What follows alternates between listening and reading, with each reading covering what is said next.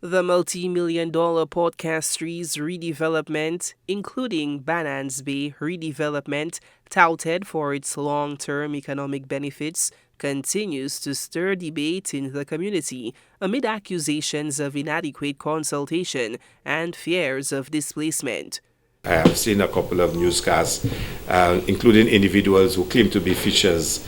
And I can tell you, somebody should have asked them to show their license that they are licensed fishermen.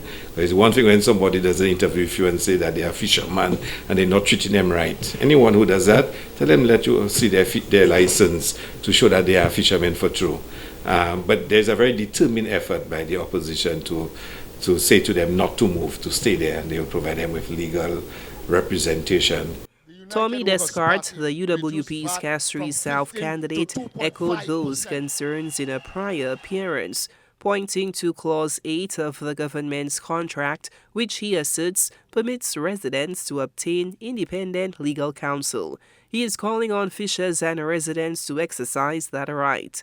On this basis of the clause, I have engaged the services of a reputable legal firm which will be providing legal services pro bono to the residents of Bananes Bay.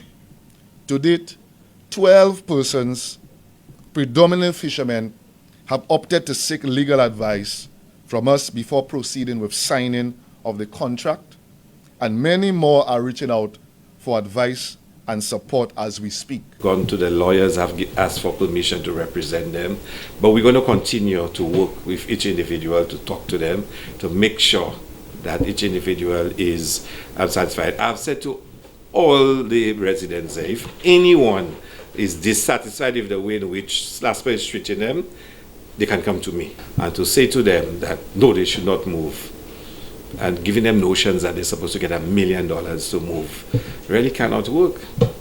And meanwhile, I heard they've already gone to Marigo, where we have to do some work on the Marigo beach, that they should not move also because, but that's just political mischief. The silly season has started, and we should expect a lot of that. Dr. Hilaire has pledged continued engagement with affected individuals, stressing the current government's approach to categorizing contracts, explaining that resettlement efforts are ongoing and are sensitive to individual needs.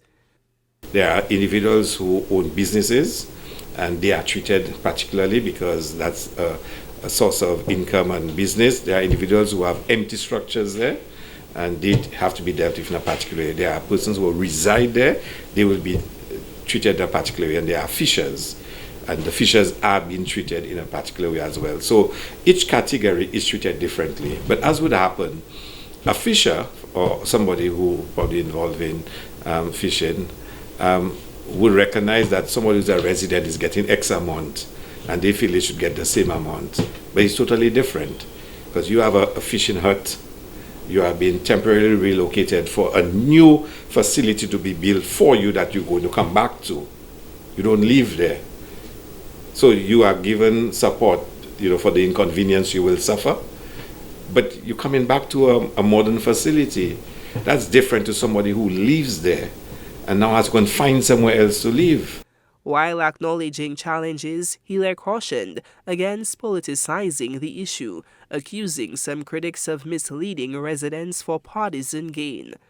Some of the people who are telling the residents not to move, they've never been there before. I mean, they've jumped on the political opportunity they think they see. How can you say to almost 80 houses where there's only one person with running water? One. Inside there, one. You have to buy a bucket of water, $2. You tell me they barely have 2 toilets. Think about that.